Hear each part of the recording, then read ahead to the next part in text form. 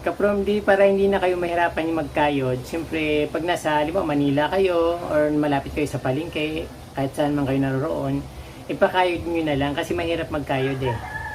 Dito nga, pinapawisan ako sa pagkakayod lang. Siyempre, lalo kapag mga mother. Mali yata yung dahon na pagkaano ko.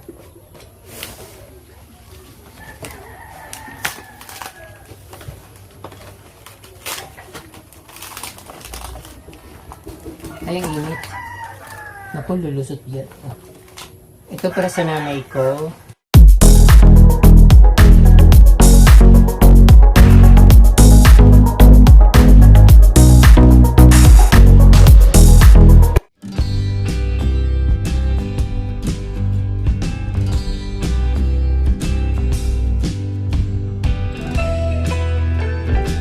Magandang araw sa inyo mga ka-Permday. Ngayon po ay gagawa ako ng suman. Dito po sa atin sa Pilipinas ay very common itong suman na ito na ginagawa.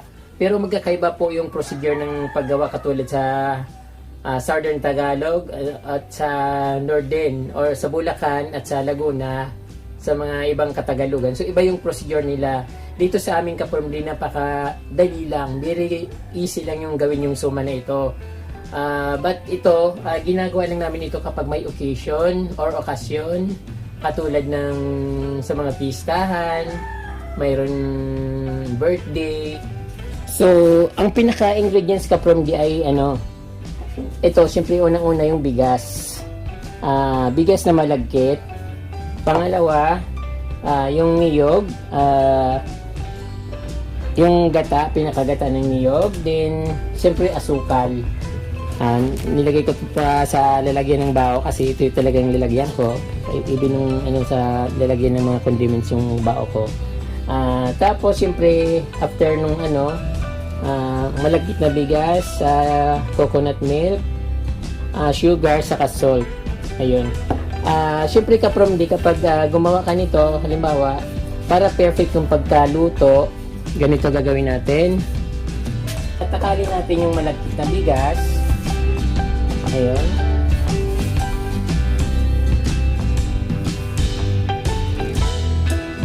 One. Two. Three.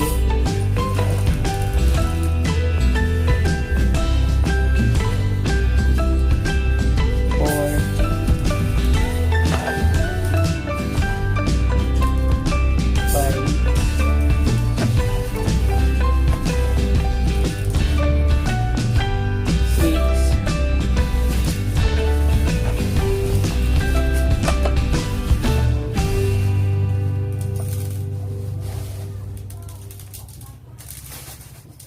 7.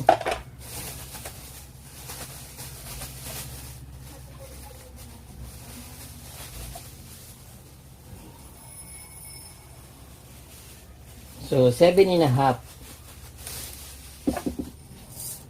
Yung takal ng bigas, kung ilang baso yung bigas na malagkit, ay ganun din yung yung sabaw. Kung halimbawa ito walong takal. So hindi pala magkapareho yung takal ng bigas. Kapag walong takal yung malagkit na bigas, so ang isasabaw mo walong takal na dito yung gata para perfect siya. So ganun lang kadali. Then yung bigas dapat ibababad muna sa tubig at least mga 5 minutes. Yung parang pinakahugas na yon para pag pag nilagay mo na sa mainit na kumukulong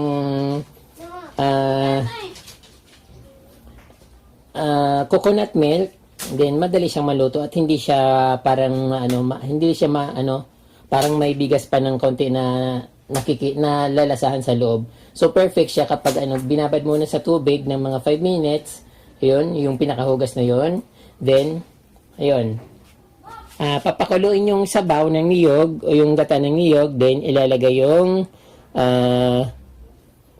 malagkit na bigas, then ilalagay yung followed by sugar, and pwede na rin yung asin, pwede na yung ilagay sa kumukulong kumukulong gata ng niyog. So madali lang. From di para hindi na kayo mahirapan yung magkayod, siyempre pag nasa Manila kayo or malapit kayo sa palengke, kahit saan man kayo naroon, ipakayod nyo na lang kasi mahirap magkayod eh. Dito nga pinapawisan ako sa pagkakayod lang. Siyempre, lalo kapag mga mother, at nakakapagod talaga. So, dapat ipakayod nyo na sa palengke para paggawa nyo ng suman, hindi na mahirap. Parang magic lang. Pero pag meron kayong ganito kapag meron kayong kayuran, maganda rin magkayod. Pero nakakapagod.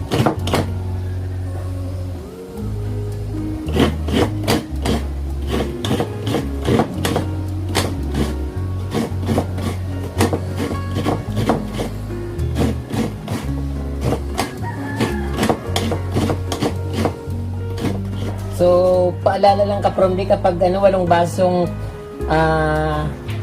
gatang yung bigas na malagkit, 9 na gatang din na sabaw na gata yung ilalagay nyo.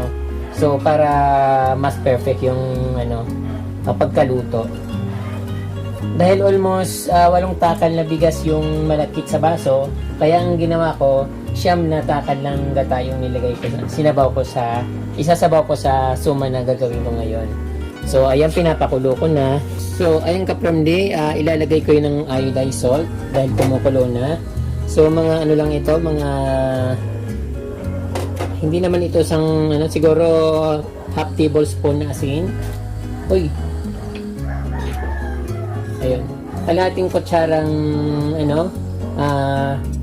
iodized salt or rock salt. Ilalagay ko na yung malagkit na bigas ka-from. So, ayun lang. Hinugasan ko na ito.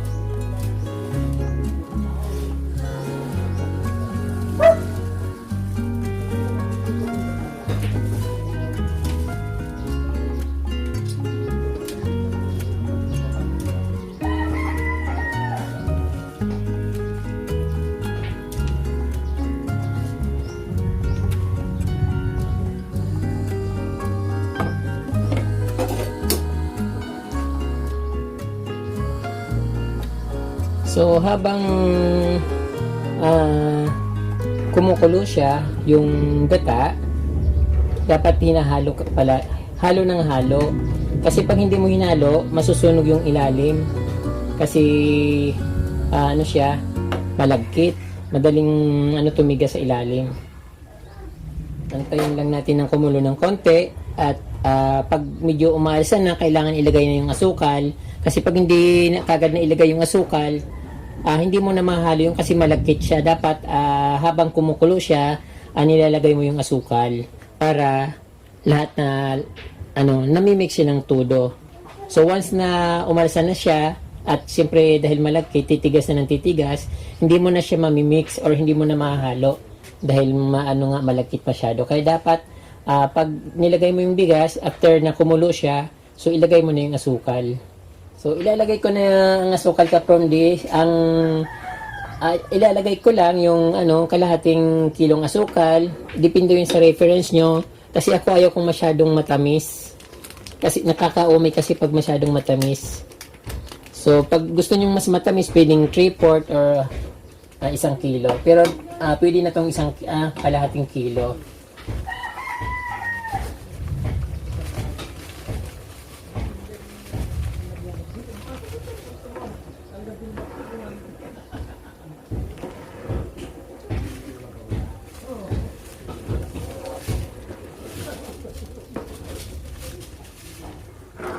So, after mahalo yung ka-from na siya, tatakpan na, then para ka lang nagsaing ng ng kanin. Ganun lang yung paraan ng pagluluto namin ng suman dito sa amin.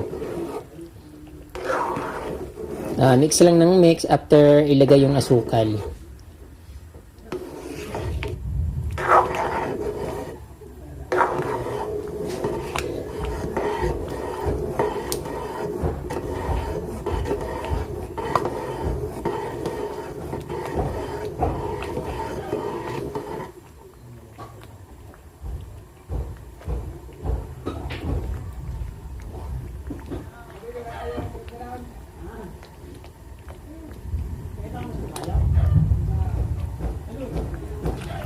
So, ito na po ka-from D. Hinaan ko na siya ng apoy.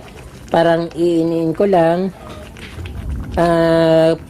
Optional, kung gusto nyong lagyan ng pandan, pwede para mabango yung asuman. So, naglalagay din kami ng pandan dito niyan pag mayroon. Kaya lang, wala kaming pandan dito. So, kaya, plain lang. So, ayan, hininaan ko na yung apoy at tatakpan ko na.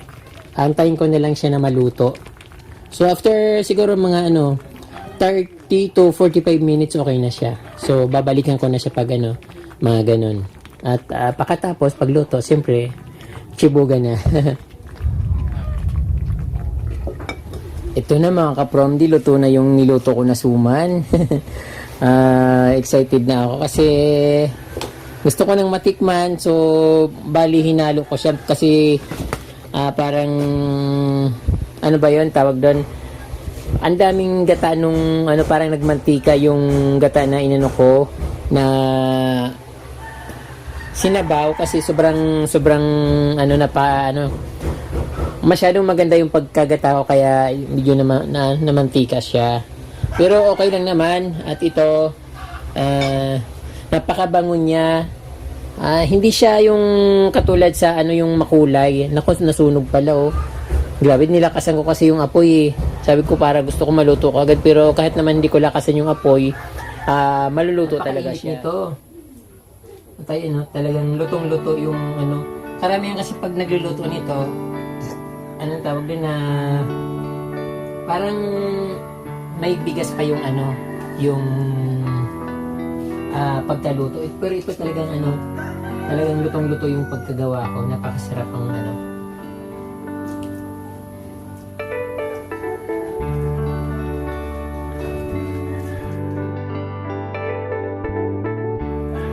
Pag gagawa kayo nito ka-from D, huwag masyadong matamis. Kasi maumay kayo. Hindi na masyadong masarap. Hindi na masarap pag kainin pag sobrang tamis kasi nakakaumay. Okay lang na sunog yung tira sa akin.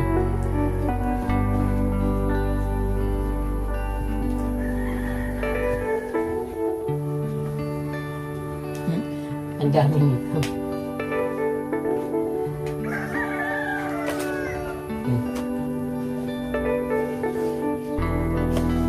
Mali yata yung dahon na pagkaano ko.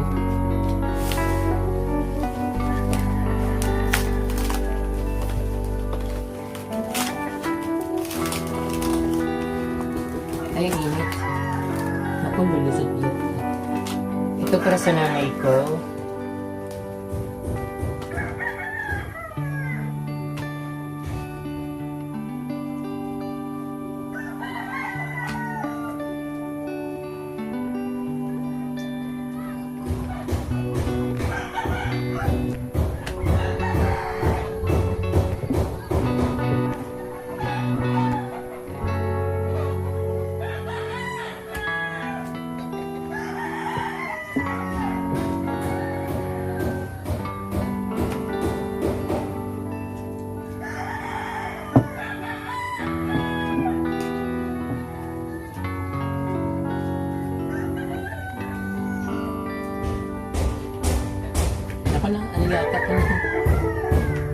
Parami yata yung bigay ko kay nanay, wala na ako.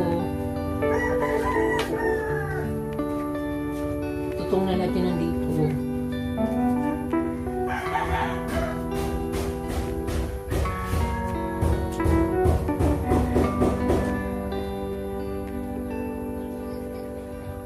Yun na lang kaya kay Glo, tapos ito kay nanay. Kasi masyadong marami yun. Pakalagkit.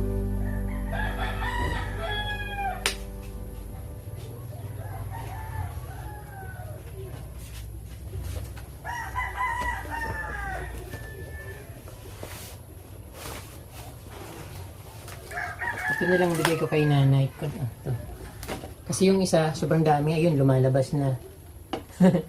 Pumutok na. So, ito kapag hindi natira sa akin, init. Okay lang, tutong na yung natira sa akin. Pero mayroon pa naman makukuha. Okay lang natira sa akin tutong. Kasi gusto ko naman talaga yun. Yun talaga gusto ko yung tutong. So ito yung pagkain ko ka-from day. So ito lang tinira ko sa akin. Saka yung tutong sa kaldero. So okay lang yun. Masaya ako kapag nakakapagbigay ako. At siyempre pag yung lumulokso yung yung puso ko kapag nakakabigay ako sa ibang tao, lalo na sa magulang ko. Sa pamangkin ko, ganun din ako. So, hindi ako yung tipong magtatago na para hindi mamigay. So, palagi ako namimigay. So, ayun ka-from day, nakaluto na ako ng suman. Suman sa Bicol, napakasarap nito ka-from day at hindi masyadong matamis, kaya hindi nakakaumay.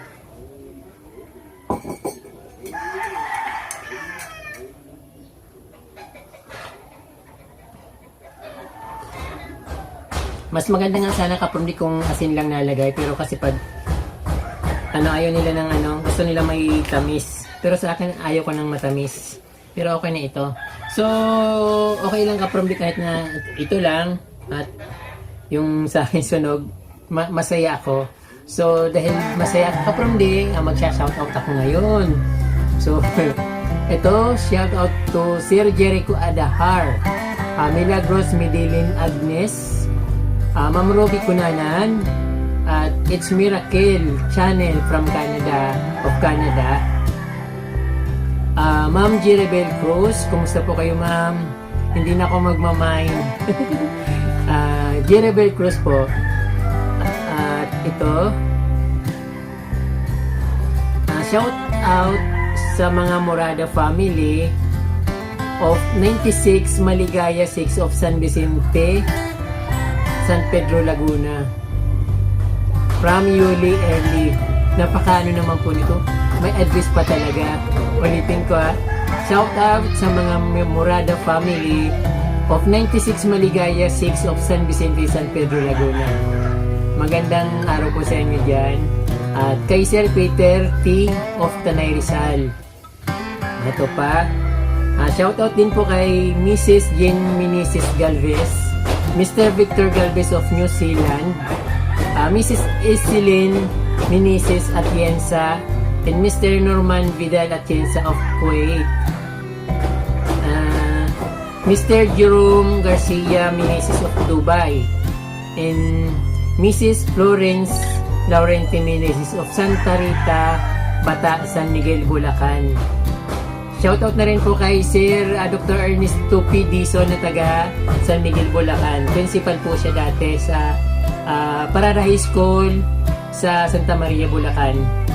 At shoutout na rin sa aking friend na taga Lasal talaga, Shermaine Bernales, na taga dito rin sa amin sa Bicol, sa Pulangi, Albayata yun.